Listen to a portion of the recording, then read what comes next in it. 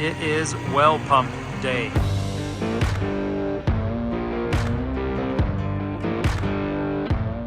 And they will have us water by the end of the day.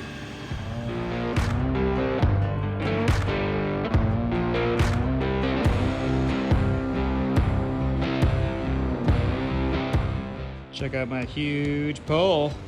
Hi guys, and welcome to today's task. For today's task, we are getting ready to prep our house well. And there is a drill log from when it was drilled a long time ago, but my pump company says there's some information missing and it's kind of weird. What they're looking for is the depth from the top of the well to wherever water first touches. They need to know that number because they know how deep it's drilled, but they don't know how much volume of water actually goes up into the well and stays in the well. That's something kind of left off the drill log. It's a little bit weird. So we're gonna try and see if we can find it with this ginormous pole. It is roughly 24 feet long, and that's about the best I think I can do. They say some people, when they're trying to find this, they'll tie like a heavy weight to a rope, but he says the problem is you don't know if you're touching that 10 feet down or 20 feet down. He's like, that's kind of hard to determine that difference. So I think a pole will work a little bit better. I can tell where it's touching water, if it does touch water, and then we'll kind of do some math from there. Well, after a quick trip into town getting some paracord and some lunch, I chose gray paracord because I feel like once it goes into the water, when it comes out, it will be a little bit darker. I looked at like some white ropes, but I was a little worried about them not showing kind of that color change very well. So I went with gray, figure it'll be very apparent. And then I tied a 1-inch nut to it so that it'll hopefully drop. And what I'm gonna do is just drop it down as far as I can and then bring it back up and see the distance from where I drop it to where I see a watermark. Hopefully that'll work. We have these two blue lines and they are our well coming in to our freshwater storage tank and then going back out all the way to the house. Now the reason we're doing that is one, because I do want water storage, but two, because our well is just a little bit below being capable of running a sprinkler system. It's just fine for the house, they said, but if you're gonna run your sprinkler system, you'd have to have like 2 sprinkler head zones, and that's too small. So the idea of having storage and pressurizing everything a little bit better with this just makes total sense. Now I know you're thinking, hey, that looks exactly like a septic tank. Well, same company. The only difference is this tank has a liner in it, specially to keep fresh water clean, and then it also has venting, and we're not gonna let sewage go into it. So that's a big difference. Hi guys, and welcome back to the shop. We are inside where we are going to backfill this shop. Our storage water tank is in, and this is actually the hose that comes from the well that's going to feed it. And we are going to come out at this bottom port to a pump that will be what we call a booster pump that will push water from this tank and the well into the house and sprinkler system. What we are putting in right now, before they start coming to backfill all of this, is these. This is a brass compression fitting. This is 1.5 inches and it goes into the tank at 1.5 inches. And this fitting right here is for the blue PEX behind me. It goes into it and then this ring system compresses over it.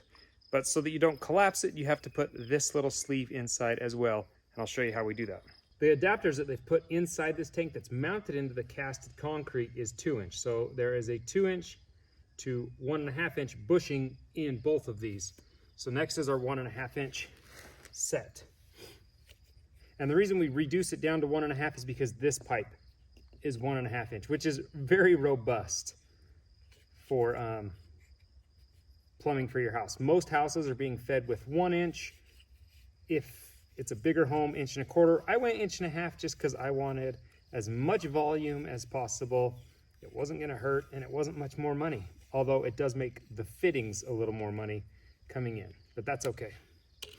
So we tape that, and then I am a huge fan of doubling it up because the Teflon tape only goes so far, but once you Teflon tape and then pipe dope, it is an invincible seal.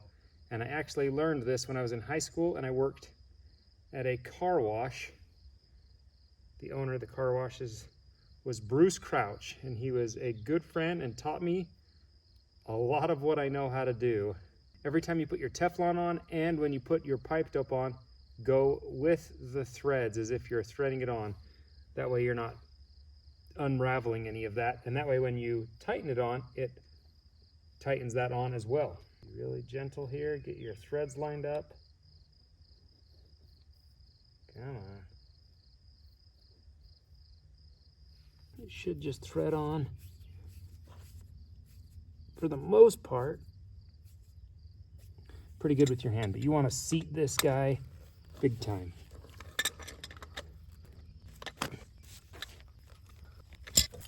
There we go. Now this fitting is connected to our tank. It's not going anywhere. Now we just need to connect our PEX. All right, we've got our 1.5 inch piece of PEX here. And the number one thing I want to do is make sure I've got a clean cut to start with. So I grab my cutters, make sure I'm square on it. Just clean. There we go. With our piece all the way cut smooth, we take our sleeve. Now this sleeve is critical. If you do not have this, when you start compressing it, you'll compress this on itself and it will collapse. So you have to put that sleeve in. These sleeves are stainless steel. They're like $3 or $4 for this size, so it's worth it. Then we take our nut, and here's the ring that actually seats all of it. You can see there is a little piece of steel in there. It's rubber grommet, and it's made to fit in this, and this piece itself is actually tapered so it compresses all of this as it gets closer. So we slide on this nut, then we slide on our gasket. What you want to do is make sure you're going in as square as possible and embedding that as deep as possible. It should be bottoming out. Then you start compressing that ring. And you want to kind of keep as much pressure on this as possible, just so you know it's not coming out of there. 2 people makes this job easier, but 1 can do it. When I used to landscape and put in sprinkler systems years ago, you'd put one of these brass fittings on every single house, because this is what your new construction homes would stub up as. When that's ready, switch, go to the big wrench,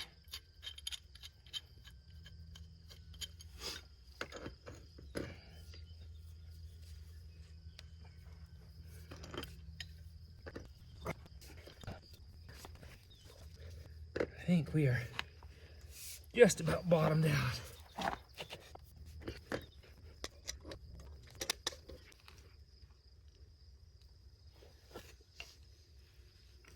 All right, that guy is seated and set. Now we'll just clean up all of our garbage, leftover pieces, and this is ready for the next stage of hooking up water to this house full time.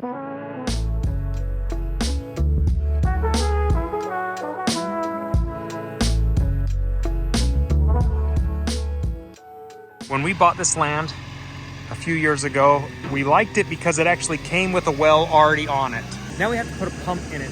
And here's the thing I was thinking about with the kids the other day. We were driving home, they were kind of asking about things we bought, things we had to do, and I'm like, well, what's left to buy on the house is 1, our propane is coming soon, and 2, our pump for our water, which includes a tank.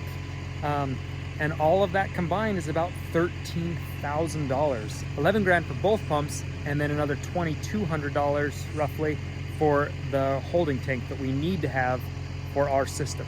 So I have been on these guys' books for a while. We've ran into a few things, which has been a good thing. They didn't come out in the wintertime because they said, hey, it's too muddy, we will get stuck, which they would have. And then 2, we did our pump test, which told us, hey, we have plenty of water to push the house. But if we want to run a sprinkler system, we have to put that secondary tank in so that the system can be pressurized by that. Now that seems like a big endeavor, but it does two things as well. One, it gives us a reserve of 1,500 gallons at any time of water. I really like knowing I've got reserve water on this property. And two, it makes it so that my sprinkler zones can be normal size zones, 8 to 10 heads at a time, and it's not gonna drain it. Whereas if we just ran off the well alone, we'd have like 1 sprinkler or 2 sprinklers per zone. That adds up, it's not efficient, and it takes forever to water your lawn. So this is a lot better of a system. We have finally got it where we are in, and they will have us water by the end of the day.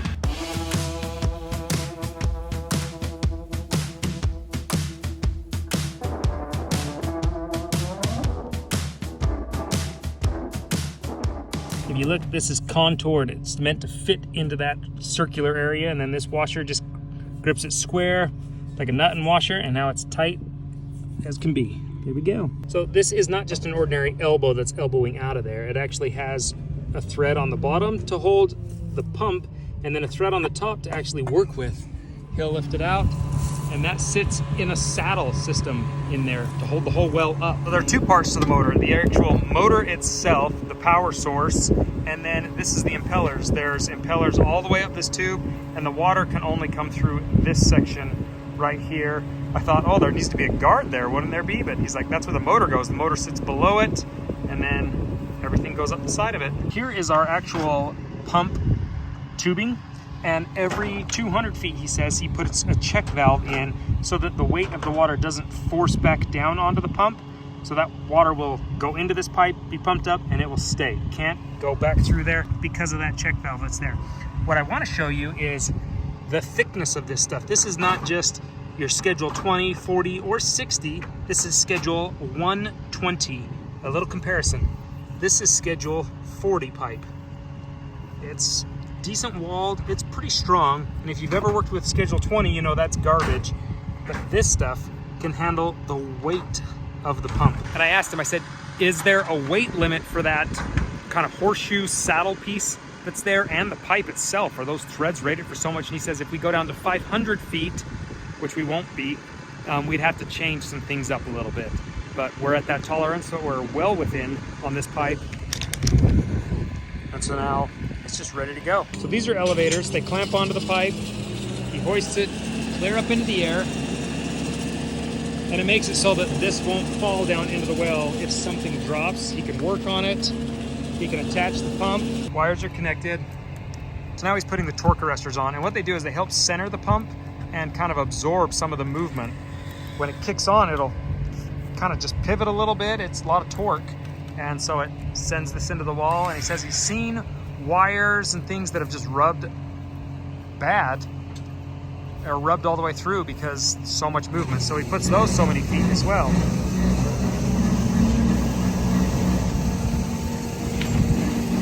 First 20 feet, right here.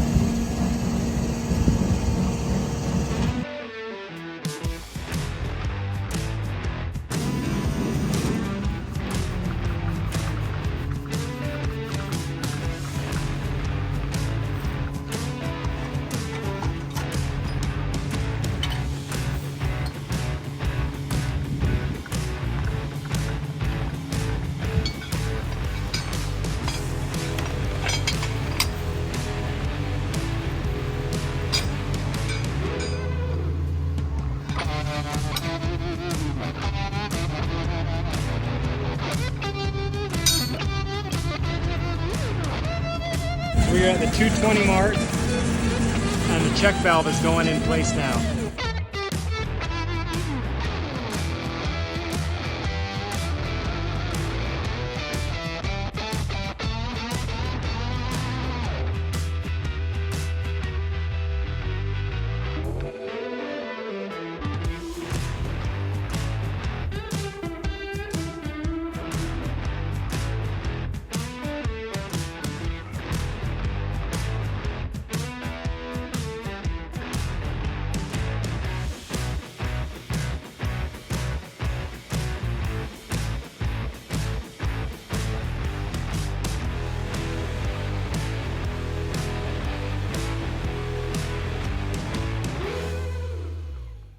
So there's our little saddle, kind of, what's it called? Pitless.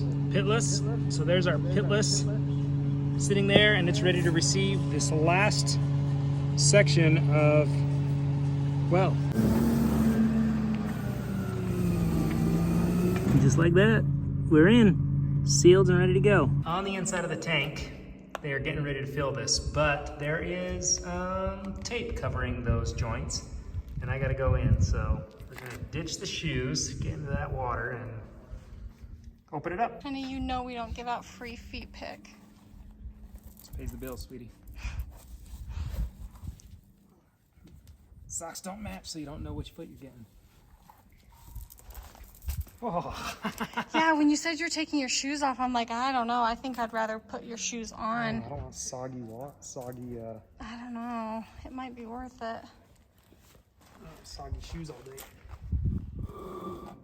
Just casually slide that cement lid over. How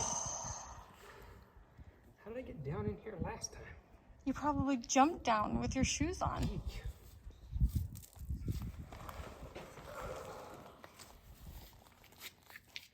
It's all good. We got this. Yikes. Oh, that wasn't it. You can go ahead and start filling it if you want.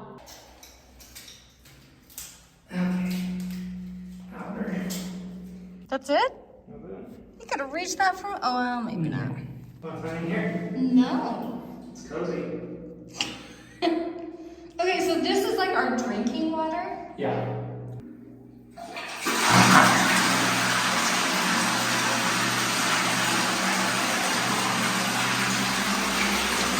Oh, that's cool. That's so cool. That's water cool. Stinky a little bit, yeah. Just dirty water. It's just been down in that well. So that's amazing. That's our first water. All right, it has been a long day and we have gotten a lot done. Initially, we thought we were going to be setting this pump. It's called a DAB pump. It's made in Germany. We thought we were just going to be temporarily setting it so that we could get water to the house. And then when we put the flooring in this shop, we were going to kind of lift it up and reset it another time. What we've come to realize is I can suspend it. It is a little shoddy looking because we have the wrong size bolts. We're going to get those. But we can suspend it permanently there and leave it. And then not only that, I thought we'd have to tee into our sprinkler line, or tee into our line right here for sprinklers, but this pump has 2 exit ports. So it draws in from the tank and exits 2 different spots. Here going to the house, here we'll go to the sprinkler system. What is nice is now I can take this port and just blow out all the garbage and let the dirty water get out of there. Because there's a lot of dirty water in there because this well was drilled in 1999. That's a long time ago. And so a lot of sediment, a lot of garbage is kind of just dumped into it, dropped into it. A non-using well will go bad. So it's just kind of got some garbage. Currently, our pump is filling and it's gonna fill this up until we're all the way full. And at the bottom there, it'll draw into this pump. And then this little guy right here is a float.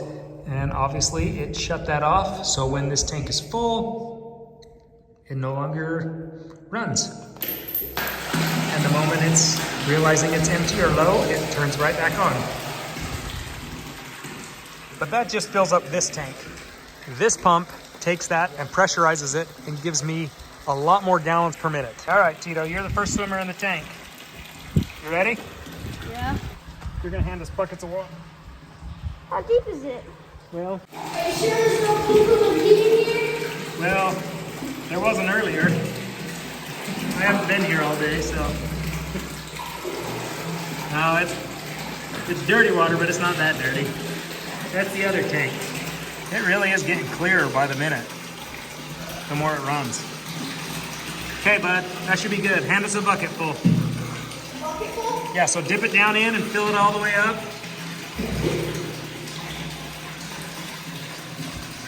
That's good. Oh, that thing's gonna be heavy, bud. Okay, first bucket of water. You may stay down there for a minute, all right? Stay down there for a minute. I don't know if we'll need much more, but we may. So this pump requires a priming before it starts up, and then it won't lose its prime, theoretically. Well, if it does lose its prime, it'll sense it and turn off so Nice. it doesn't hurt itself.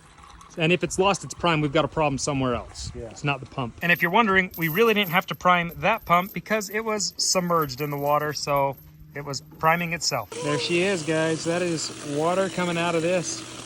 It took a minute to get that thing primed, and we realized that there's a check valve required. They actually come with a check valve, but it wasn't holding enough pressure, so we put in a secondary check valve so that water won't go back down. So everything we were priming was just going right back into the holding tank, just looping, so it never primed, like all 30 gallons worth.